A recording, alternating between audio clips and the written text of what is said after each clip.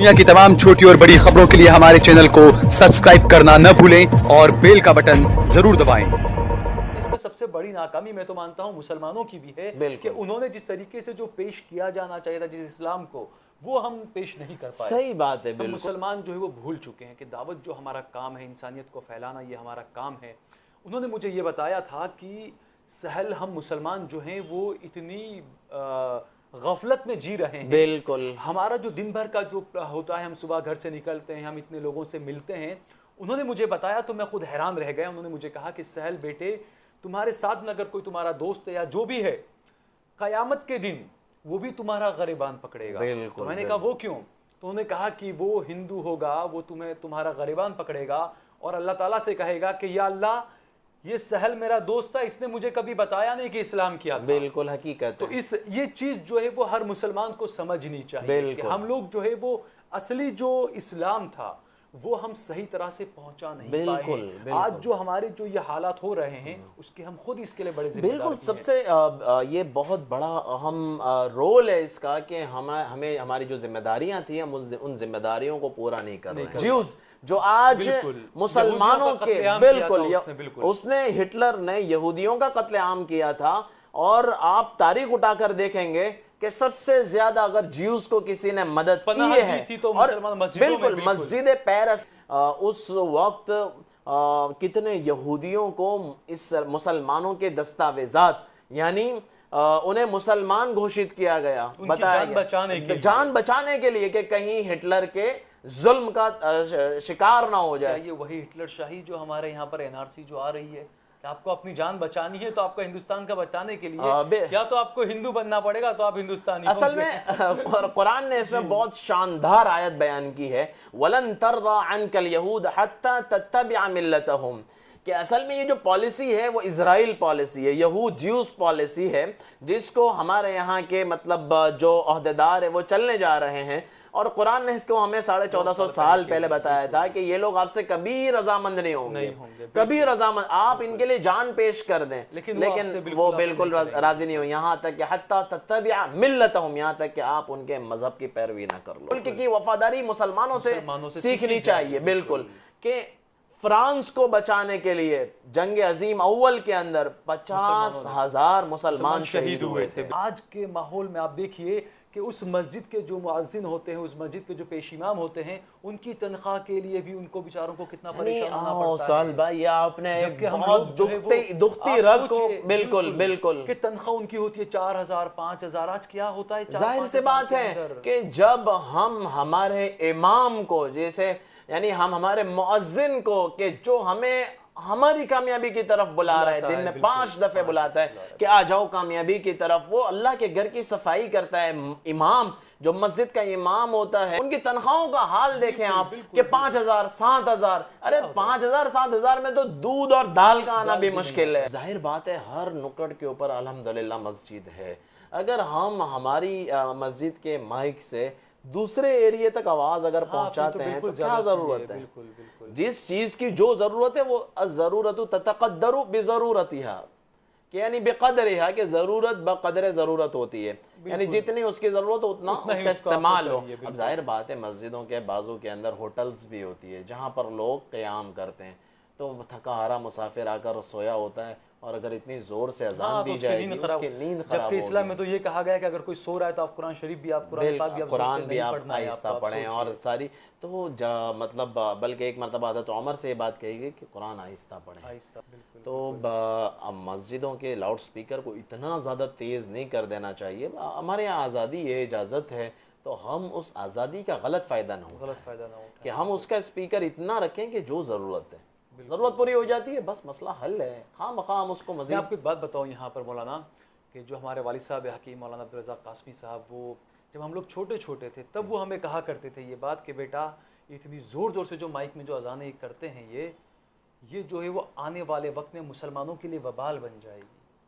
आप सोचिए उस वक्त उन्होंने कहा था, ये जाहिर बात है, मैं बात बता रहा हूँ कम से कम 25 साल पहले उन्होंने बात मुझे कही थी कि बेटा इतनी जोर से करने की जरूरत नहीं है, क्योंकि बेचारे जो हिंदू भाई भी होते हैं बेचारे वो रात भर जागते भी हैं, बीमार भी होते हैं।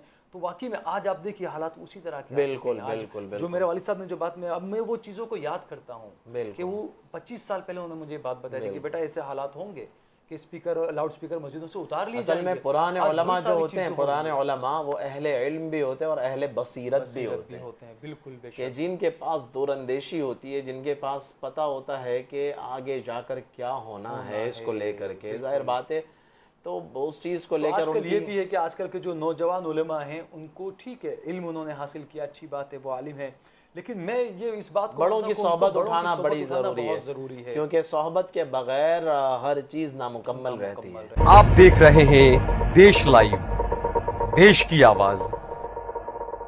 آج ہم ایک خاص مدعے پر بات کریں گے۔ آج کا ہمارا جو مدعا ہے وہ اسلام، مساجد اور مسلمان، اس پورے معاملے پہ ہم بات چیت کریں گے۔ ہمارے ساتھ میں ہیں مولانا عبدالرزاق صاحب۔ مولانا سب سے پہلے تو دیکھیے جس طریقے سے دنیا بھر میں اسلام کو لے کر ایک الگ نظریہ لوگوں کا سامنے آ رہا ہے، ایسے میں کئی ایسے مسلمان بھی ہیں جنہیں مسجد کا مطلب نہیں پتہ، مسجد کا مطلب کیا، مساجد کا مطلب کیا، سجود کا مطلب کیا۔ کئی ایسے مسلمان، ان میں بیداری لانا ضروری ہے۔ اور صرف مسلمان ہی نہیں، ہمیں یہ ایک پیغام دنیا بھر کو دینا ہے کہ جو اسلام ہے وہ صرف مسلمانوں کا مذہب نہیں ہے، وہ انسانیت کا مذہب ہے۔ تو ایسے میں مسجد جو ہے وہ اس کا کافی جو اہم رول جو بتایا جاتا ہے، اور خاص کر ہندوستان میں جس طرح کی خبریں چلائی جاتی ہے، چاہے وہ تبلیغ کا آپ نے دیکھا ہوگا کورونا کو لے کر جو چلائی گئی خبر، اس کے علاوہ آئے دن مسجدوں کو لے کر الگ الگ خبریں کچھ آتی رہتی ہے۔ تو اس میں سب سے پہلے تو یہ لوگوں کو بتانا ضروری ہے کہ مسجد کا مطلب ہوتا کیا ہے۔ تو آپ کو کیا لگتا ہے کہ آج کل کے جو لوگ ہیں، میں صرف مسلمانوں کی یا صرف ہندو کی یا کسی کی بات، میں پوری انسانیت کی بات کر رہا ہوں، تو کیا کہیں گے آپ اس پر؟ اصل میں سہل صاحب سب سے بڑی چیز ہے کہ عام طور پر ایک چیز کا استعمال کسی خاص مقصد کے پیش نظر ہوتا ہے تو پھر اس چیز کو اسی کے لیے مخصوص کر دیا جاتا ہے۔ مثلا آج کے زمانے کے اندر مساجد کے اندر نماز پڑھی جاتی ہے تو لوگوں کا رجحان یہ ہوتا ہے کہ مساجد صرف اور صرف نماز پڑھنے کی جگہ ہے۔ یہ ایک بہت بڑی چوک ہم سے ہو رہی ہے کہ ہم مسجد کو صرف اور صرف نماز پڑھنے کی جگہ سمجھتے ہیں، لیکن اگر 1450 سال ہم پیچھے جا کر دیکھیں کہ مساجد کا رول کیا تھا، مساجد کا کردار کیا تھا، تاریخی اس کا پس منظر کیا رہا ہے، تو وہاں پر ہمیں یہ نظر آتا ہے کہ مسجدوں کا رول جو تھا اس زمانے کے اندر سب سے پہلا رول کہ وہ اسلامک کمیونٹی سینٹر تھا، سینٹر ہوا کرتا تھا۔ بالکل، یعنی انسان اپنی ہر طرح کی پریشانی یا کچھ بھی ہو وہ جا کے اس کو وہاں پر حل مل ہی جایا کرتا تھا، بالکل اس کا سولیوشن اس کو وہاں مل جاتا تھا۔ لیکن اب جو ہے وہ صرف نماز کے لیے مسجدوں کو بالکل، آپ نے دیکھا، آپ نے سنا بھی ہوگا کہ تو یہ جو مسجد جو لفظ ہے، یہ لفظ کا معنی کیا اور یہ لفظ آیا کہاں سے؟ مسجد اصل میں قرآن پاک کے اندر اللہ تعالیٰ نے بیت اللہ کے لیے جو لفظ استعمال کیا وہ مسجد الحرام کا لفظ استعمال کیا۔ اسی طرح سے سبحان الذی اسری بعبدہ لیلا من المسجد الحرام الی المسجد الاقصی، وہاں پر بھی اللہ نے بیت المقدس جو فلسطین کے اندر ہے اسے مسجد اقصی کہا اور بیت اللہ اسے مسجد الحرام کہا۔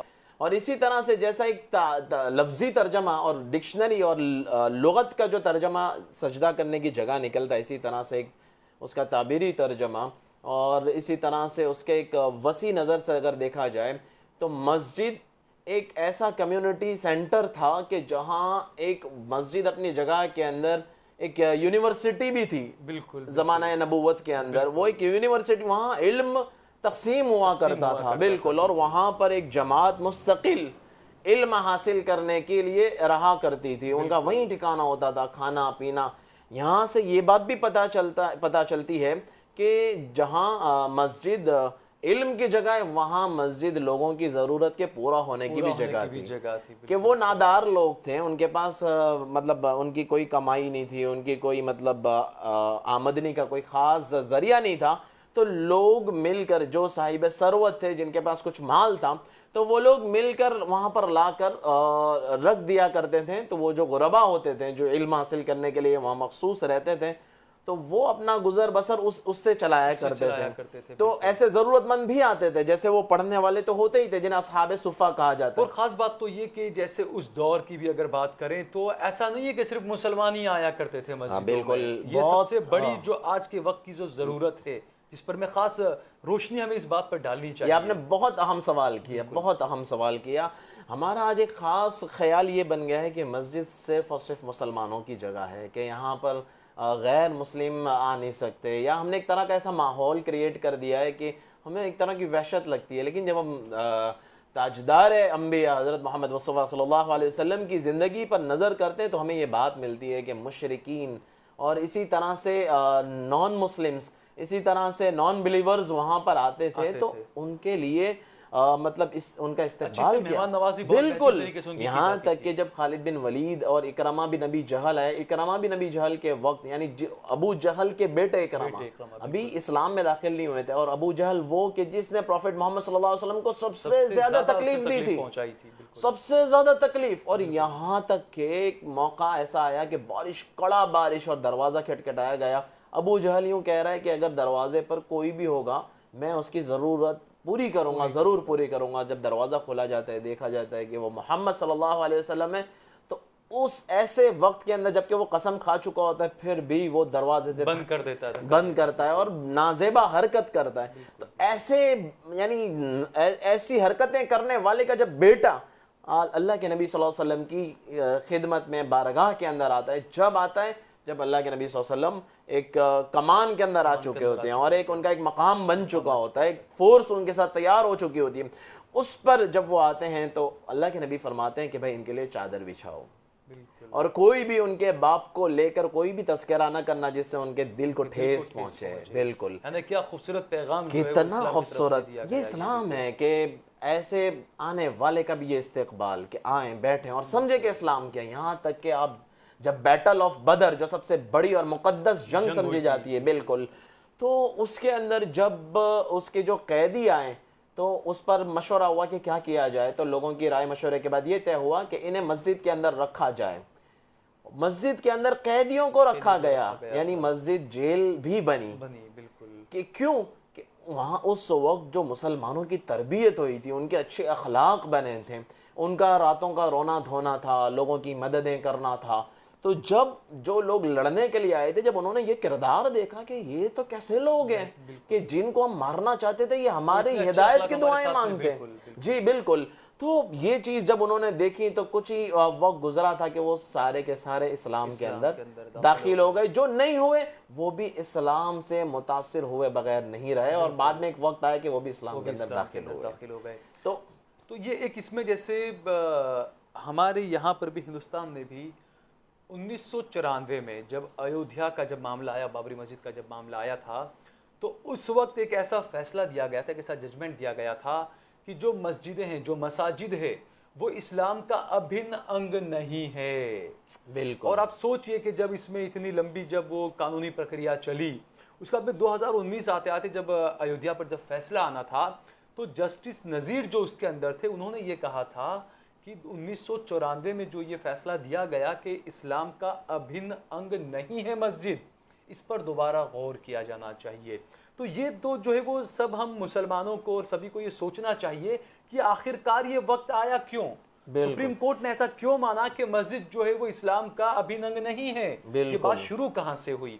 تو جو آپ بات بتا رہے ہیں کہ جو 1400 سال 1450 سال پہلے جو باتیں ہوا کرتی تھی، مسجدیں کس طریقے سے استعمال کیا جاتی تھی، وہ جو ہے وہ اب نہیں ہوتا ہے۔ بالکل مسجدوں کو جو ہے وہ اب ایک الگ طریقے سے، اس میں سب سے بڑی ناکامی میں تو مانتا ہوں مسلمانوں کی بھی ہے کہ انہوں نے جس طریقے سے جو پیش کیا جانا چاہیے تھا جس اسلام کو، وہ ہم پیش نہیں کر پائے۔ صحیح بات ہے، بالکل۔ اصل سب سے بڑا جو امتیازی مسجد کے اندر ایک امتیازی حیثیت جو 1450 سال تک رہی، وہ یہ رہی کہ ہمیشہ مسجد تعلیم گاہ رہی۔ بالکل، ہمیشہ آپ 1400 سال کی ہسٹری اٹھا کر دیکھیں گے، صرف مسلمانوں کے لیے نہیں، انسانیت کے لیے، بالکل، حاصل کرنا ہے، کچھ جاننا ہے، جس کو بھی حقیقت کو جاننا ہے، جس کو مطلب سمجھنا ہے، وہ کسی بھی مذہب کا ہو، بالکل کسی بھی مذہب کا ہو، جس کو ریئلٹی کو فیس کرنا ہے اور جاننا ہے کہ ریئلٹی کیا ہے۔ میں بہت ساری چیزیں سنتا ہوں، جیسے آج کے زمانے کے اندر مرکز کو لے کر، مسجد کو لے کر بہت ساری باتیں کہی گئی، بہت طرح طرح کی باتیں اور طرح طرح کے یعنی نقص نکالے گئے، لیکن جب ہم اسلام کی تاریخ کو اٹھا کر دیکھتے ہیں تو پتہ چلتا ہے کہ یہ وہ اسلام ہے کہ جس جگہ اس مسجد کی جگہ میں آنے کے بعد سب سے زیادہ انسان اپنے آپ کو سیف سمجھتا ہے. بالکل بالکل. اور آپ نے شاید وہ ہسٹری بھی دیکھی ہوگی جب جنگ عظیم اول ہوئی تھی, پہلی جو جنگ عظیم ہوئی تھی جس کے اندر ہٹلر نے طرح طرح کا ظلم و تشدد, بالکل جیوز جو آج مسلمانوں کے, بالکل اس نے ہٹلر نے یہودیوں کا قتل عام کیا تھا. اور آپ تاریخ اٹھا کر دیکھیں گے کہ سب سے زیادہ اگر جیوز کو کسی نے مدد کی ہے, اور بالکل مسجد پیرس, آپ یہ جرمنی کی مسجد, سوری فرانس کی مسجد پیرس ہے, بہت مشہور, اس کا ایک تاریخی پس منظر ہے بالکل, کہ جس کے اندر 1600 سے زیادہ جیوز کو پناہ دی گئی تھی. 1600 یہودی, بالکل قتل عام وہاں پر ہو رہا تھا. یہاں تک کہ اس وقت کتنے یہودیوں کو اس مسلمانوں کے دستاویزات, یعنی انہیں مسلمان گھوشت کیا گیا, بتایا جان بچانے کے لیے کہ کہیں ہٹلر کے ظلم کا شکار نہ ہو جائے. تو اس پر میں تھوڑا سا یہ کہنا چاہوں گا کہ کیا یہ وہی ہٹلر شاہی جو ہمارے یہاں پر NRC جو آ رہی ہے, آپ کو اپنی جان بچانی ہے تو آپ کو ہندوستان کا بچانے کے لیے یا تو آپ کو ہندو بننا پڑے گا تو آپ ہندوستانی. اصل میں قرآن نے اس میں بہت شاندار آیت بیان کی ہے, وَلَن تَرْضَى عَنْكَ الْيَهُودَ حَتَّى تَتَّبِعَ مِلَّتَهُمْ, کہ اصل میں یہ جو پالیسی ہے وہ اسرائیل پالیسی ہے, یہود جیوز پالیسی ہے, جس کو ہمارے یہاں کے مطلب جو عہدیدار ہیں وہ چلنے جا رہے ہیں. اور قرآن نے اس کو ہمیں 1450 سال پہلے بتایا تھا کہ یہ لوگ آپ سے کبھی رضامند نہیں ہوں گے, کبھی رضامند, آپ ان کے لیے جان پیش کر دیں لیکن وہ بالکل راضی نہیں ہو, یہاں تک کہ حتی تتبع ملتہم, یہاں تک کہ آپ ان کے مذہب کی پیروی نہ کر لو. تو حالات جو ہے بالکل حالات ہی کہ گھر واپسی کرو, یا تو تم اس مذہب چھوڑ دو یا گھر واپسی کرو. کیا مطلب ہے اس کا؟ یہ قرآن نے کہہ دیا ہے کہ یہ چیزیں ہوگی. اور اسلام کی جہاں تک مسجد کی بات ہے تو مسجد پیرس یہ تاریخی مسجد ہے, آپ انٹرنیٹ پر سرچ کر کے دیکھیں, آپ کو پتہ چلے گا. اور بہت سارے عیسائی اسکالرز نے یہ بات کہی ہے, بلکہ ایک بہت اچھے عیسائی لیکھک ہیں, انہوں نے بھی یہ بات اپنی کتاب کے اندر لکھی ہے کہ سب سے زیادہ جو مدد کی ہے وہ مسلمانوں نے اس وقت, یہاں تک کہ اپنے ملک کی وفاداری, انہوں نے لکھا ہے کہ ملک کی وفاداری مسلمانوں سے سیکھنی چاہیے. بالکل, کہ فرانس کو بچانے کے لیے جنگ عظیم اول کے اندر 50,000 مسلمان شہید ہوئے تھے. 50,000 مسلمان جنگ عظیم اول کے اندر فرانس کی مدد کرتے ہوئے جرمنی کے خلاف شہید ہوئے تھے, کہ ہٹلر ظالم تھا کہ اس کے خلاف لڑتے رہے اور شہید ہوئے. یہاں تک کہ جب جنگ عظیم دوم ہوئی تو 1,00,000 مسلمان شہید ہوئے. اس کا عطیہ فرانس نے یہ دیا کہ انہیں مسجد پیرس بنا کر دی. یہ ایک اور بات میں آپ کو یہاں پر جوڑنا چاہوں گا کہ دیکھیں یہ جو باتیں ہیں, ہمارا کردار تو ایک چھوٹی سی بات, ہمارا کردار تو یہ ہے کہ دشمن خود ہمیں مسجدیں بنا کر دیتے ہیں, کہ دشمن خود فدا ہو جاتا ہے. علامہ اقبال نے ایک بہت شاندار اس کے اوپر اشعار کہے ہیں, پوری ایک ضرب کلیم کے اندر پوری ایک انہوں نے لکھی ہے. اس کے اندر ایک شعر یہ بھی ہے, علامہ اقبال کہتے ہیں کہ یہ بت کدہ انہی غارت گروں کی ہے تعمیر, یہ بت کدہ انہی غارت گروں کی ہے تعمیر, دمشق کا ہاتھ سے جن کے ہوا ہے ویران. سبحان اللہ, کیا بات. یہ علامہ اقبال نے کتنے شاندار الفاظ, اور دمشق کا لفظ کہہ کر پوری 600 سال کی تاریخ کو ایک کوزے کے اندر, بالکل ایک کوزے کے اندر سمندر کو جمع کر کے رکھ دیا. تو یہ اسلام, یہ مذہب ہے. بابری مسجد, یہ مسجد, وہ مسجد, ہمیں تو دشمن نے مسجدیں بنا کر دی ہے ہمارا کردار ہمارا دیکھ کر. بالکل. دوسرا جیسے فرانس کی جو بات ہے, جو وہ فرسٹ ورلڈ وار ہو, دوسرا ورلڈ وار ہو, ہم آپ کو بتا رہے ہیں کہ 2003 میں بھی یہ ہوا تھا کہ فرانس کی سرکار نے یہ کہا تھا کہ جو مساجدیں ہیں ان کو ہم سرکاری سہایتا دیں گے, سرکاری مدد دیں گے. 2003 میں فرانس کی سرکار نے یہ باتیں کہی تھی. اور اس کے پیچھے وجہ کیا بتائی تھی؟ آپ سوچیں, جس طریقے سے ہندوستان میں آج جو پریشان کیا جاتا ہے کہ بھئی اگر کسی کو کہیں سے چندہ آتا ہے تو اس پر باقاعدہ ووچ بیٹھ جاتی ہے اور 10 طرح کے سوال ہوتے ہیں اور سب ہوتا ہے. فرانس کی سرکار نے 2003 میں یہ کہا تھا کہ بھئی ہمارے یہاں کے جو مسلمان ہیں ان کو جو باہر سے پیسہ ملتا ہے, باہر سے جو چندہ ملتا ہے, ان کو باہر سے نہ لینا پڑے. اس لیے ہماری سرکار سوچ رہی ہے کہ ہم خود جو ہے وہ مسجدوں کو مدد کیا کریں گے. تو آپ سوچئے فرانس کی تاریخ کیا رہی ہے, وہاں کی سرکار کیا سوچتی ہے. لیکن آج اگر ہم ہندوستان پر نظر ڈالیں تو یہاں کی سرکار اور یہاں کی باتیں آپ دیکھیے, یہاں کی جو رولنگ پارٹی ہے بی جے پی, اس کے نیتاؤں کی زبانوں کو آپ سنیے کہ بابری مسجد تو جھانکی ہے, اس کے بعد بھی ان کے کیا کیا منصوبے انہوں نے جو بنا کے رکھے ہیں. تو میں تو کئی بار اپنے کچھ دوستوں کو مذاق میں یہ بات بھی کہا کرتا تھا, میرے کچھ ہندو دوست ہیں, کافی قریبی دوست ہیں میرے, تو میں ان سے مذاق میں یہ بات کہا کرتا تھا کہ آپ لوگ بابری مسجد آپ نے توڑ دی ہے, ٹھیک ہے, آپ تو اس کو آپ کا جواب تو دینا ہے, کیونکہ لوگ آپ بھول جاتے ہو کہ آپ کو مرنے کے بعد کہیں کھڑا ہونا ہے, وہ آپ کو جواب دینا ہے جس کا آپ کو پتہ نہیں ہے. لیکن میں ان کو مذاق میں یہ کہتا تھا کہ بھائی دیکھو, ہمیں پتہ ہے ایک وقت آئے گا جب انسانیت کا اور اسلام کی حکومت ہوگی. بالکل. تو میں ان سے یہ میں نے مذاق میں کہا, میں نے کہا چلیے اچھا ہے, آپ کو سپریم کورٹ نے دے دی, ہم تو قانون کو مانتے ہیں, اس سرووپری سرووچ سپریم کورٹ, اس دیش کے قانون کو ہم مانتے ہیں. تو میں نے ان سے مذاق میں کہا کہ اب سپریم کورٹ نے کہا ہے تو ہم کو تو ماننا ہی ہے. میں نے کہا آپ اس پہ بہت ہی بہترین عالیشان مندر بنانا بھائی, کیونکہ ہم کو یقین ہے ہماری حکومت آئے گی تو ہم کو ایک بنا بنایا تیار مسجد ملے گی. تو میں یہ مذاق میں کہا کرتا تھا اکثر یہ بات کو. تو اس کے علاوہ جو ہے جو آپ نے جو بتایا کہ مسجدوں کا جو کام ہے کہ کمیونٹی سینٹر ہونا چاہیے, اگر کوئی بھی انسان ہے اس کو کسی بھی طرح کی پریشانی ہو, چاہے کسی بھی مذہب کا ہے, تو وہ وہاں جا کر اپنا سولوشن ڈھونڈ سکتا ہے. تو یہ جو آپ بات بتا رہے تھے اس کو آپ بتائیے کہ آپ. یہاں تک کہ اسلامک کمیونٹی سینٹر کے اندر بڑے الگ الگ کام ہوا کرتے تھے. اپنی مسجدوں کے اطراف کے اندر بیوہ جن کے شوہر انتقال کر گئے تو ان کی کفالت کیسے ہوگی, ان کا گھر کا گزر بسر کیسے ہوگا, تو ایسی بیوہ عورتوں کے لیے انتظام ہوا کرتا تھا. اسی طرح سے جو بچے یتیم ہو گئے, اب جن کے سروں پر سایہ نہیں ہے, تو ان بچوں کا سایہ, ان بچوں کے یہ مسجد سایہ ہوا کرتی تھی کہ ان مسجدوں سے انتظام ہوتا تھا. بلکہ اس سے کہیں زیادہ اہم چیز کہ یہاں پر ڈپریشن کا شکار ہوئے لوگ کہ جو گھریلو سب سے زیادہ آتمہتیا ہو رہے, یعنی بڑے بڑے سیلیبریٹیز کو اٹھا کر دیکھیں, یعنی ہالی ووڈ بالی ووڈ کو آپ دیکھیں گے تو 300 سیلیبریٹیز جنہوں نے سوسائڈ کیا, آتمہتیا کی. وجہ کیا بن گیا آتمہتیا کرنے کی؟ شہرت, عزت, دولت سب ان کے قدموں کے اندر ہے. بالکل. اس کے باوجود بالکل جسے قرآن کہتا ہے الا بذکر اللہ تطمئن القلوب, قرآن جسے کہہ رہا ہے کہ اللہ کی یاد یہ وہ چیز ہے کہ جس کے بغیر انسان ادھورا رہتا ہے. یعنی اسلام کا ایک یہ مانیتا ہے. یہ کہیں نہ کہیں مولانا یہ ہم لوگوں کی, مسلمانوں کی یہ بڑی ناکامی ہے. کیونکہ میں ایک بتاؤں کہ میں نے بھی ایک بہت بڑے عالم نے مجھے بات بتائی تھی کہ ہم مسلمان جو ہے وہ بھول چکے ہیں کہ دعوت جو ہمارا کام ہے, انسانیت کو پھیلانا یہ ہمارا کام ہے. انہوں نے مجھے یہ بتایا تھا کہ سہل ہم مسلمان جو ہیں وہ اتنی غفلت میں جی رہے ہیں. بالکل. ہمارا جو دن بھر کا جو ہوتا ہے, ہم صبح گھر سے نکلتے ہیں, ہم اتنے لوگوں سے ملتے ہیں. انہوں نے مجھے بتایا تو میں خود حیران رہ گیا. انہوں نے مجھے کہا کہ سہل بیٹے تمہارے ساتھ میں اگر کوئی تمہارا دوست ہے یا جو بھی ہے, قیامت کے دن وہ بھی تمہارا غریبان پکڑے گا. تو میں نے کہا وہ کیوں؟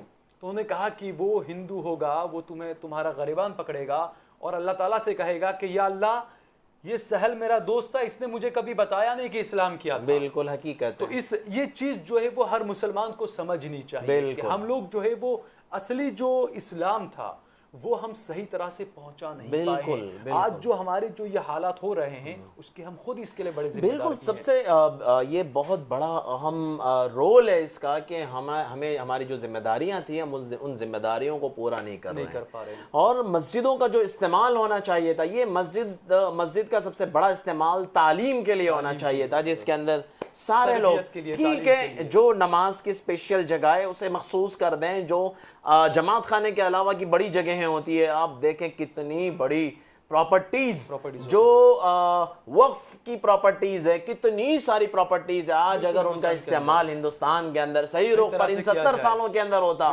تو ہم اپنے ہسپتال کے خود کفیل ہوتے ہیں, ہم سکولز کو خود چلا رہے ہوتے ہیں, حکومت سے مانگنے کی کوئی ضرورت نہ پڑتی کہ ہمارے پاس سب کچھ موجود تھا. بالکل. لیکن ہم نے اتنی غفلت برتی ہے تعلیم کے میدان کے اندر کہ جس کو قرآن کہہ رہا ہے کہ جس قرآن کا پہلا لفظ اقرأ بسم ربک الذی خلق, کہ تعلیم وہ بنیادی حق ہے کہ جس کے ذریعے سے عروج حاصل کیا جاتا ہے, جس کے ذریعے سے ترقیات حاصل کی جاتی ہے, ٹیکنالوجیز جس کے ذریعے سے حاصل کی جاتی ہے. قرآن اس کو کہہ رہا ہے, قرآن اس کو کہہ رہا ہے. یہ کتنی عجیب.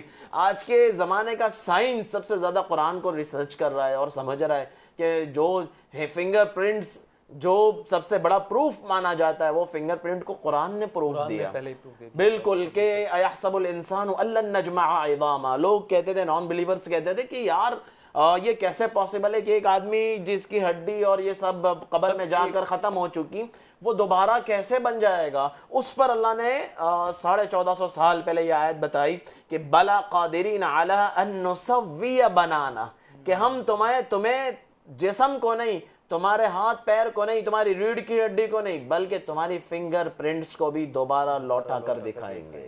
بہترین. آپ سوچئے تو کتنی بڑی بات، مطلب آج کی جو سائنس ہے وہ اس معاملے کو آگے بڑھا کے اترا رہے ہیں. آدھار کارڈ میں ہم دیتے ہیں بالکل ہر چیز کے اندر، جو اس کو تو قرآن نے جی بالکل اس کو قرآن نے بتا دیا. لیکن مولانا دوسری بات آپ کو یہاں کہوں گا، جیسے آپ نے کہا کہ جو مساجد ہیں اس کا جو رول ہے، کمیونٹی سینٹر ہوا کرتے تھے، جو لوگ ڈپریشن میں ہوا کرتے تھے بالکل وہ لوگ وہاں جاتے تھے، راستے حل کرتے تھے، وہاں سے اپنے ان کے مسئلے حل ہوا کرتے تھے. دوسرا جو آپ نے کہا کہ بیواؤں کے مسئلے وہاں سے حل ہوتے تھے، یتیموں کے مسئلے وہاں سے مسئلے حل ہوتے تھے. لیکن آج کے ماحول میں آپ دیکھیے کہ اس مسجد کے جو مؤذن ہوتے ہیں، اس مسجد کے جو پیش امام ہوتے ہیں، ان کی تنخواہ کے لیے بھی ان کو بیچاروں کو کتنا پریشان ہونا پڑتا ہے. سال بھائی آپ نے بہت دکھتی رگ کو بالکل بالکل کہ تنخواہ ان کی ہوتی ہے 4000 5000. آج کیا ہوتا ہے؟ ظاہر سی بات ہے کہ جب ہم ہمارے امام کو، جیسے یعنی ہم ہمارے مؤذن کو کہ جو ہمیں ہماری کامیابی کی طرف بلا رہا ہے، دن میں 5 دفعے بلاتا ہے کہ آ جاؤ کامیابی کی طرف، وہ اللہ کے گھر کی صفائی کرتا ہے. امام جو مسجد کا امام ہوتا ہے، اگر وہ نہ ہو تو ہمارے جنازوں کی نمازیں کون پڑھائے گا؟ ہمارے پیدا ہونے کے بعد کانوں میں اذان کون دے گا؟ اور بہت سارے مطلب معلمین کے جو مساجد میں مکتب میں پڑھاتے ہیں، ان کی تنخواہوں کا حال دیکھیں آپ کہ 5000 7000. ارے 5000 7000 میں تو دودھ اور دال کا آنا بھی مشکل ہے، لائٹ بل کا الگ معاملہ ہوتا ہے، صاحب بھی مال ہے، پتہ نہیں کہاں کا اپنا پیسہ اڑا دیتے ہیں. اتنا سارا مسجدوں کی انکم ہوتی ہے، لیکن یہ کیوں سمجھ نہیں رہے. یعنی ہم کہتے ہیں کہ یہودیوں نے یہ کر دیا، فلاں نے یہ کر دیا، فلاں نے یہ کر دیا. خود کیا کر رہے ہیں؟ ہم کیا کر رہے ہیں؟ ہم خود اپنے آپ کا حال دیکھیں. کیا ہم خود ان اماموں کے ساتھ کس نے ظلم کیا؟ ان مؤذنین کے ساتھ کس نے ظلم کیا؟ انہیں 5000 7000 کے ان کا بچہ بیمار ہو جائے تو دوا لانے کے پیسے نہیں ہوتے، ان کی بیٹی کی عمر ہو جائے تو شادی کرانے کے لیے پیسے نہیں ہوتے. یہ کیسا ظلم ہے؟ یہ ظلم میں نے کیا. وہ کتنی آہیں آج زیر زمین دفن ہے، وہ کتنے آنسو جو مسجد کی چٹائی کے اندر آج موجود ہے، وہاں آنسو دفن ہے، وہ قربانیاں وہاں مدفون ہے. اس کا کون جواب دے گا؟ کیا کل اللہ کے یہاں پوچھنی ہوگی کہ تم نے تمہارے ائمہ کا حق ادا نہ کیا، تم نے تمہارے مؤذنین کا حق ادا نہ کیا؟ یہ اتنا بڑا ظلم ہے. آج سارے ائمہ کا حال اٹھا کر دیکھیں کہ یہ بولا جاتا ہے کہ یار انہیں ضرورت کیا ہے. جو اپنا ایک پلیزٹرو میں اگر کھانے کے لیے چلے جائے، 2-4 لوگ جمع ہو کر چلے جاتے ہیں تو 2-2.5 ہزار تو وہاں کا بل ہو جاتا ہے. اور اس سے اوپر کی ہوٹل کے اندر اگر چلے جائے تو 4-5 ہزار روپے ویسے ہی کھانے کا. ہمارا ایک وقت کے کھانے کا بل یہ ہوتا ہے. ہماری گاڑی ہم پیٹرول اگر فل کراتے ہیں تو وہ 2-3 ہزار روپے کی ہماری گاڑی کا بل ہوتا ہے. اور ہم اسی طرح سے اپنے گھر کے اندر جو دودھ آتا ہے 4-5 لیٹر کے دودھ کا بل آپ دیکھیں، ہمارا لائٹ بل دیکھیں، ہمارا ہر چیز اٹھا کر دیکھیں، ہمارے بچوں کی اسکول کی فیس دیکھیں. میں کیا گناؤں. لیکن جب بات آتی ہے علماء کی، جب بات آتی ہے مؤذنین کی، جب بات آتی ہے ائمہ کی، تو ٹرسٹی حضرات ڈرنا چاہیے اللہ کی ذات سے کہ میں کیا کر رہا ہوں اس معاملے کے اندر. کیا کل مجھ سے سوال نہیں ہوگا؟ 2-2 لاکھ انکم ہے، 1.5 لاکھ انکم ہے مسجد کی، 1 لاکھ انکم ہے. اس کے باوجود مؤذن کو 5000 روپے 7000 روپے اگر وہ کبھی مطالبہ کر لے تو ایسے اس کے اوپر چڑھائی کرتے ہیں. بالکل کہ تمہیں ضرورت کیا ہے کہ جو اپنی بیٹی کی شادی کے لیے آیا ہے تمہارے دروازے کے اوپر، تم خود اپنے آپ کا حال سوچو کہ جب تمہارے گھروں کے اندر شادیاں ہوتی ہیں تو تمہارے خرچوں کا کیا حال ہوتا ہے. بالکل تمہارے جو ہال تم رکھتے ہو وہ 50-50 ہزار لاکھ روپے کے اور پتہ نہیں کئی لاکھ روپے کے ہال ہوتے ہیں، سجاوٹیں ہوتی ہیں. تو اس مؤذن کو 5-7 ہزار کے اندر اس کی شادی ہو جائے گی. خدا را کچھ تو سوچیں. وہی بات میں وہی کہہ رہا ہوں کہ جہاں پہلے کے زمانے میں جو آپ نے جو باتیں کہی کہ اس دور میں نبی صلی اللہ علیہ وسلم کے دور میں کہاں تو یہ سارے مسئلوں کے حل مساجدوں میں ہوا کرتے تھے، لیکن آج کی مسجدوں کو دیکھ کر جو ہے وہ واقعی میں کیا اصل بھائی سب سے بڑی چیز ہے کہ امت میں دینے کا مزاج ختم ہو گیا، بالکل ختم ہو چکا کہ اس زمانے کے اندر یہ حال ہوتا تھا کہ جس کے گھر میں جو زیادہ چیزیں ہوتی تھیں وہ مسجد کے اندر لا کر ایک جگہ ہوتی تھی جہاں پر رکھ دیا جاتا تھا. ہوٹلز اگر اس زمانے میں ہوتی تھی, آپ ترکی کی تاریخ اٹھا کر دیکھیں, جب ہمارا سلطنت عثمانیہ کا جو دور تھا اس کے اندر مطلب روٹیاں رکھی جاتی تھی, جیسے پیسے بچ گئے 2 روپے کی روٹی لی, اس میں اگر 8 آنے کی روٹی زیادہ آ رہی ہے تو وہ روٹی کھانے کے اندر نہیں, وہ یہ تو ہوٹل کا حال ہے. مسجدوں کے اندر تو مستقل اس کا کام ہوا, لیکن ہوٹل کا بھی حال کہ کوئی غریب اگر آئے اس کے پاس پیسہ نہ ہو تو یہ روٹی اسے کھلائی جائے. اب آپ سوچئے کہ آج کل کا جو میڈیا ہے, اور سر میں ایک بات بولوں, کیا آج کے زمانے میں سائنسی ترقی زیادہ ضروری ہے, بھوکے کو روٹی دینا زیادہ ضروری ہے؟ بالکل بے شک. اس سال ہم نے 4 سیٹلائٹ آسمان کے اندر بھیجے ہیں, 4 سیٹلائٹ, اور بالکل, اور دنیا کی 50% دولت, دنیا کی 50% دولت دنیا کے 1% لوگوں کے پاس, دنیا کے 1% لوگوں کے پاس دنیا کی 50% دولت موجود ہے. جو ہیومینٹی کی اور جو ہیومن رائٹس کی اور جو بڑے بڑے دعوے کرتے ہیں, میں ان سے یہ سوال کرتا ہوں, یہ انسانیت کا کیا بھوک, اتنے سارے بھوک کی وجہ سے, اتنے سارے جاب لیس ہے, اتنے سارے بھوک کی وجہ سے سوسائیڈ کرتے ہیں, کسان آتمہتیا کر رہا ہے, کون اس کا ذمہ دار ہے؟ تو یہ سوال ہے کہ جو پوچھے جائیں مظلوم کے لیے. کل یہ خبر پڑھی کہ جو مکیش امبانی ہیں وہ دنیا کے ٹاپ 10 کے اندر, بالکل. آپ سوچئے لاک ڈاؤن کے حالات, 3 مہینے سے ہماری اکنومی کے کیا حال ہیں, بالکل, جبکہ جیو کے ذریعے مکیش امبانی نے خوب پیسہ کمایا ہے. حقیقت چیز ہے. ہم یہ کیسے ہو گیا کہ دنیا کے ٹاپ 10 کے اندر, جبکہ اکانومی کا حال یہ ہے, اتنا برا حال ہے بالکل, تو اس کے اندر کیسے, اور یہ بہت سارے سوال ہے اس کے اوپر تو جیو BSNL کو لے کر, اور یہ خیر ابھی فی الحال کا تو ہمارا موضوع نہیں ہے, لیکن یہ ایک بہت بڑا سوال یا نقطہ ہے کہ کیسے ہو گیا یہ. دوسرے نمبر پر آپ نے جو, میں آپ کو روکنا چاہوں گا ابھی, جیسے آپ نے کہا کہ سلطنت عثمانیہ کے وقت میں جو ہوا کرتا تھا, مسجدوں کے اندر لوگ اپنی ضروری چیزیں لا کے رکھ دیا کرتے تھے, ہوٹلوں میں جو ہے وہ روٹیاں ایسے مل جایا کرتی تھی. آپ سوچئے کہ یہ اس دور کی بات ہے, کئی سالوں برسوں پرانی یہ بات ہے, لیکن اب جو ہے وہ ہمارا جو میڈیا ہے ایسی خبروں کو چلاتا ہے کہ بنگلور میں جو ہے وہ روٹی بینک شروع کیا گیا ہے کہ لوگوں کے لیے روٹی لا کے وہاں رکھی جاتی ہے. اس کے علاوہ یہ بتایا جاتا ہے کہ ایک کوئی ایسی دیوار بنائی ہے کہ اس دیوار پہ آ کے آپ اپنے کپڑے, اپنی ضروری چیزیں لا کے رکھ دو, وہ جو ہے وہ لوگ لے جائیں گے. تو آپ سوچیں یہ تمام چیزیں اب جو ہے وہ لوگ اس کو وہ کر رہے ہیں, لیکن انہیں خود کو بھی یہ نہیں پتا کہ یہ تمام چیزیں آخر کہاں سے انہیں ملی تھی. بالکل, یہ سب ہمیں سے نکل کے وہ تمام چیزیں آئی, بالکل, لیکن ہم خود اپنی راہ سے بھٹک گئے. اس وجہ سے جو ہے وہ اب دوسرے لوگ جو ہے وہ ہمیں اس راہ پر لانے کا کام. بالکل بالکل, حقیقت ہے. یہاں تک کہ خلاف پیمبر کسیرا گزید کہ ہرگز بمنزل نہ خواہد رسید, کہ یہ راستہ تو پھر وہ بیت اللہ کی طرف, بالکل, کہ اسی راستے کے اندر انسان کو کامیابی نظر آئے گی. کیا بات ہوئی, دنیا کے اندر 3 ہی لوگوں نے ورلڈ آرڈر کیا, 3 ہی کمیونٹی. بالکل 3 کمیونٹیز. یہ سمجھنے کی ضرورت ہے کہ یا تو کرسچنز یا جیوز یا پھر مسلمان. تو کیا بات ہو گئی کہ 1200 سال تک مسلمان ورلڈ آرڈر کرتے رہے. بالکل, وہ کیا ریزنز تھے؟ اکانومی, GDP کا لیول, ہمارے یہاں ہندوستان سون چڑیا تھی, بالکل, آپس کی محبت. آپ نے کبھی ہسٹری کے اندر یہ سنا کہ ہندو مسلم, آپ نے راجاؤں مہاراجاؤں کے بارے میں تو سنا ہوگا کہ ان کے فسادات, آپس کے جھگڑے, لیکن آپ نے کبھی ہسٹری کے اندر کسی نے لکھا ہو نہیں. آپ سوچیں کہ BJP کے ایک نیتا نے خود نے جو ہے وہ پچھلے دنوں میں بات کہی تھی کہ جو مغلوں کا دور تھا اس وقت GDP جو ہے وہ بڑی زبردست ہوا. BJP کے نیتا خود مان رہے ہیں. جی, دوسری طرف کچھ BJP کے نیتا ہیں اور جو ان بھکت ہیں وہ کہتے ہیں کہ بھائی قتل عام کیا تھا مسلمانوں نے. آپ سوچیں اگر قتل عام کیا ہوتا تو کیا آج اتنے ہندو بچتے, آج یہاں اتنے کم مسلمان ہوتے؟ اب اس کی دلائل کچھ اس طرح سے دی جاتی ہے کہ بھئی مسلمان یہاں بہت تھے, آدھے بنگلہ دیش چلے گئے, آدھے پاکستان چلے گئے, یہ دلائل جو دی جاتی ہے. لیکن آپ سوچیں کہ یہ لوگوں کو سوچنے کی ضرورت ہے, اور ہمیں بھی جو ہے وہ اس بارے میں غور کرنا چاہیے. ہمیں خود کو بھی جس طریقے سے جو اصلی اسلام ہے, جو ہمیں جس طریقے سے لوگوں کے ساتھ میں پیش آنا چاہیے, وہ اب ہم نہیں آتے. تو یہ ان سب چیزوں پہ جو ہے وہ بڑا غور کرنے کی ضرورت ہے مسلمانوں کو نا. بالکل, حقیقت کی چیز ہے.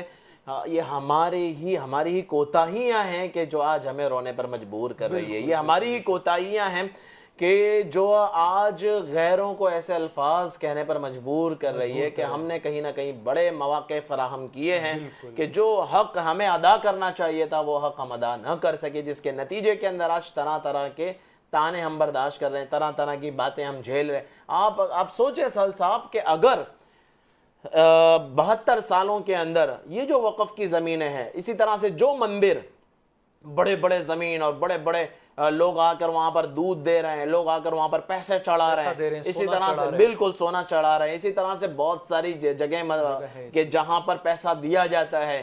اگر وہ پیسہ اور اگر وہ سارا سونا زیورات اور وہ ساری جگہوں کو تعلیم کے لیے صحیح طرح سے تعلیم اور نالج کے لیے کتنی ترقی ہوتی. آج سائنسدان ہمارے ملک کے ہوتے ہیں کہ جو دنیا کو بتاتے ہیں کہ دیکھو ترقی سے اس کا نام ہے.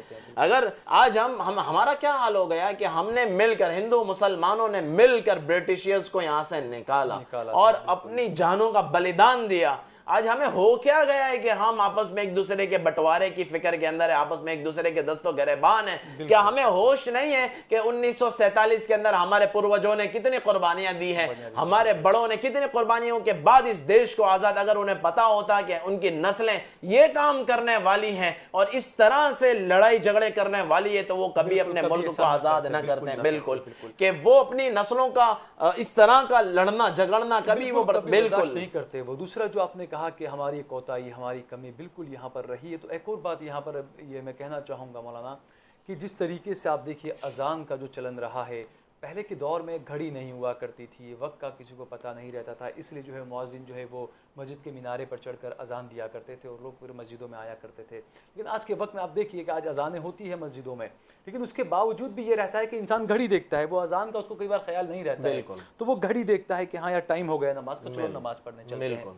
لیکن دوسری طرف آپ یہ دیکھیے کہ ہم یہ ظلم کر رہے ہیں کچھ لوگوں پر, مسجدوں میں لاؤڈ سپیکر کی آواز کو بڑھا کر بالکل یہ بھی ایک بہت بڑی وجہ ہے مسلمانوں سے, جو ایک مذہب سے جو نفرت کی جا رہی ہے دوسری کمیونٹی کے لیے, یہ اس کی ایک اور بڑی وجہ ہے. کیونکہ آپ سوچئے صبح میں جب اذان ہوتی ہے اتنی زور سے, تو بھائی کوئی گھر میں بیمار بھی ہوتے ہیں, بزرگ ہوتے ہیں, وہ رات بھر سو نہیں پاتے ہیں, اور اس کے بعد زور سے اتنا لاؤڈ سپیکر میں جب وہ اذان ہوتی ہے, تو یہ بالکل زیادتی ہے یا نہیں؟ آپ یہ کیا کہیں گے اسلام کی اس کی نظر سے بھی, شریعت کی نظر سے بھی میں جاننا چاہوں گا, تاکہ لوگوں کو لوگ یہ نہ کہیں کہ بھائی ہم اذان کے خلاف ہم آواز اٹھا رہے ہیں. بالکل, تو جو حقیقت ہے وہ میں چاہتا ہوں کہ وہ لوگوں تک آپ بتائیں اس بات کو. بالکل صحیح ہے. اس کے اندر اسلام نے ہمیشہ لوگوں کی راحت رسانی کا پہلو ہمیشہ اجاگر کیا ہے. بالکل آپ نے دیکھا ہوگا اسلام کی جو تاریخ ہے, اسلام نام ہی سلامتی کا ہے کہ لوگوں کو, اور لوگ اپنے مسجد میں آنے کو سیف سمجھتے تھے کہ سلامتی کا مذہب ہے یہ, ہم کہیں سے بھی مسجد میں اگر پہنچ گئے تو ہم سیف ہو گئے. بالکل اسی طرح سے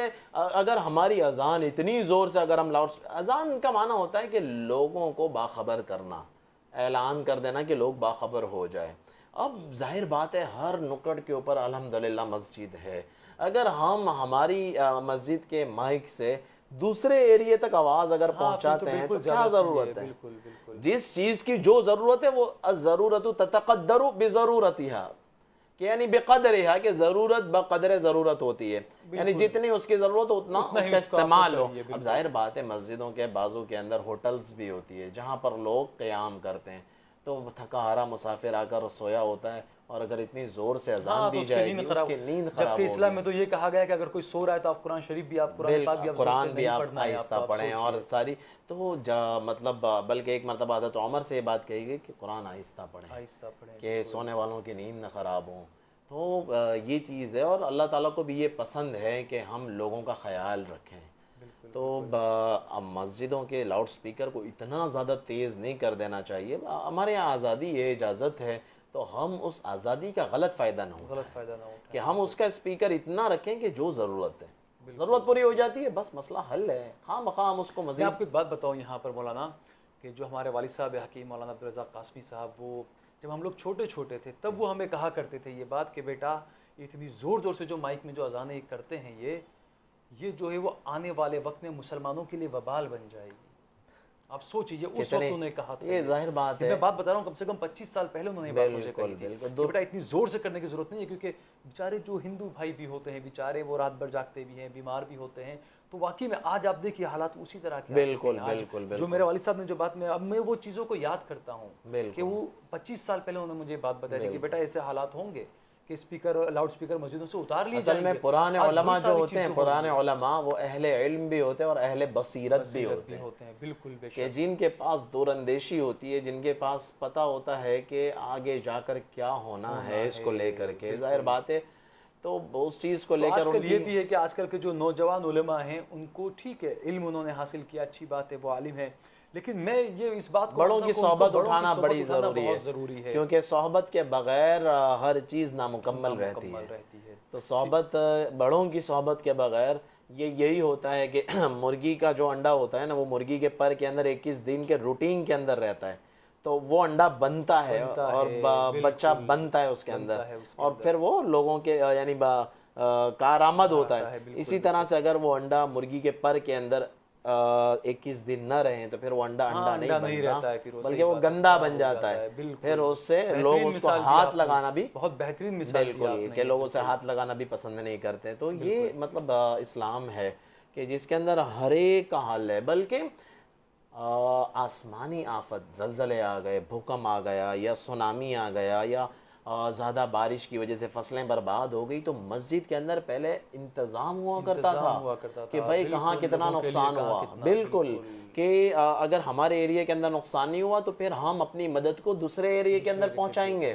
تو یہ اس کے اندر کبھی برادری کا خیال نہیں کیا گیا۔ اب سوچئے کہ اگر اسی جو پرانا جو ہماری ساری جو چیزیں رہی اس پر اگر ہم لوگوں نے آج تک عمل کیا ہوتا تو شاید یہ لاک ڈاؤن کے اندر بھی یہ سوال نہ ہوتا مسجدوں میں تالے لگنے کا، بالکل، کہ بھائی یہ صرف نماز پڑھنے کی جگہ نہیں ہے، بلکہ یہ تو ساری ضروریات کے پورا ہونے کی جگہ ہے۔ اسی طرح سے مسجد کے اندر جیسے زکوٰۃ ہے، فطرہ ہے، خیرات ہے، وہ ساری چیزیں مسجدوں کے اندر آتی تھی اور وہاں سے بالکل تقسیم ہوتی تھی، اور لوگ تحقیق کر کے بھائی کون ضرورت مند ہے تو ورنہ آپ نے دیکھا لاک ڈاؤن کے اندر جس کے پاس کٹ نہیں تھی اس کے پاس پہنچی نہیں، کسی کے پاس زیادہ بھی پہنچ گئی۔ تو یہ پورا ایک تحقیق کے ساتھ ایک نظام تھا کہ جس سے ایک امن و امان قائم تھا، اسلام کی خوبصورتی نظر آتی تھی۔ اسی طرح سے جیسے ہم نے اب دیکھا کہ نکاح بالکل سادگی میں ہو رہا ہے، ایک پریشانی آئی تو سادگی میں ہو رہا ہے، تو پھر جب یہ پریشانی نہیں تھی تو ہم نے دیکھا تھا نکاح کے کیا حالات ہوتے تھے، کتنے خراجات اس کے اندر، تو یہ جہیز اور یہ وہ ساری بگاڑ ہے کہ جب سادگی ہم چھوڑیں گے تو پھر یہی سارے مسائل ہوں گے۔ تو حالات کا حل اللہ نے دین کے اندر رکھا ہے، بالکل، یعنی چاہے وہ جو بھی ہو، لیکن جو انسانیت کا جو مذہب ہے جسے کہتے ہیں کہ جو آخری اوکاشی کتاب جو ہے، بالکل اسی کے اندر آپ کا سارا حل اسی کے اندر اللہ نے رکھا، کیونکہ بنایا نظام، پوری دنیا کو بنایا اللہ نے، تو اس دنیا کا اسی لیے کہ ایک اور بات یہ بھی جو ہے کہ دیکھیے جب ہم کچھ بہت ہی مہنگا اگر موبائل خریدتے ہیں یا کچھ بھی مہنگا مشین خریدتے ہیں یا کچھ بھی چیز ہم خریدتے ہیں تو اس کے ساتھ میں کتاب آتی ہے کہ بھائی وہ مینول بک ہوتی ہے اس کی کہ کیسے کام کرتی ہے، کیا اس کو کرنا ہے، ایسے کرو گے تو یہ ہوگا۔ یہ سمویدھان کیوں بنایا گیا؟ بالکل، تو ایسے ہی آپ سوچئے کہ اسلام جب آیا، جب انسانیت کا جو یہ پیغام ایک آیا، تو اس کے ساتھ میں جب اللہ نے اتنا بڑا انسان جب بنایا، جب مشین کے ساتھ میں کتاب آتی ہے تو اتنا بڑا انسان جو بنایا تو فنکشن کیسے کرے گا، تو اس کے لیے بھی تو کتاب آنی تھی نا، تو وہ آخری اوکاشی کتاب جسے جو کہا گیا، تو اس کے علاوہ تو جو ہے وہ سیدھی بات ہے کچھ ہو ہی نہیں سکتا ہے۔ خیر بہت بہت شکریہ، آپ نے کافی کچھ روشنی یہاں اور ایک آخری سوال، بالکل کہ یہ ملک ہندوستان یہ جب ملک بنا تو اس کو ملک بننے کے بعد اس کے اندر ہر ملک کا سمویدھان کیوں آتا ہے؟ کیونکہ ملک اسی نظام کے ساتھ چل سکے گا تو کامیاب ہوگا، ورنہ انسان جانور بن کے بالکل، اگر سمویدھان کے خلاف کوئی جائے گا تو نظام درہم برہم ہو جائے گا۔ ایسے ہی خدائی یہ نظام ہے جس نے آسمان و زمین کو بنایا، اس کے ساتھ قرآن دیا کہ جس کے اندر اگر اس کے مطابق بالکل اگر اس کے مطابق چلا جائے گا تو کامیابی ہے، ورنہ پھر انسان بڑا پریشان حال ہو کر یا تو پھر سوسائڈ کی طرف جاتا ہے یا ڈپریشن کی طرف جاتا ہے، تو اس کا حل سلامتی یعنی اسلام، ایک ہی سلامتی کی طرف اس کا حل ہے۔ بہت بہت شکریہ۔ تو جس طریقے سے یہ ایک بہت بہترین یہ کارکرم ہمارا رہا، کیونکہ آج کا جو دور ہے، آج کا جو وقت ہے، اس میں یہ ضروری ہے کہ ہم سبھی کو اس چیز کو سمجھنا چاہیے کہ اسلام جو ہے وہ صرف مسلمانوں کا مذہب نہیں ہے، یہ انسانیت کا مذہب ہے۔ قرآن جو ہے وہ صرف مسلمانوں کی کتاب نہیں ہے، وہ انسانیت کی کتاب ہے۔ اس کے علاوہ مساجد کا کام کیا ہے؟ مساجد کا کام صرف نماز پڑھ لینا مساجد کا کام نہیں ہے، تو ان سب چیزوں پہ جو ہے وہ ہم سبھی کو غور کرنا چاہیے۔ آپ دیکھ رہے ہیں دیش لائیو، دیش کی آواز۔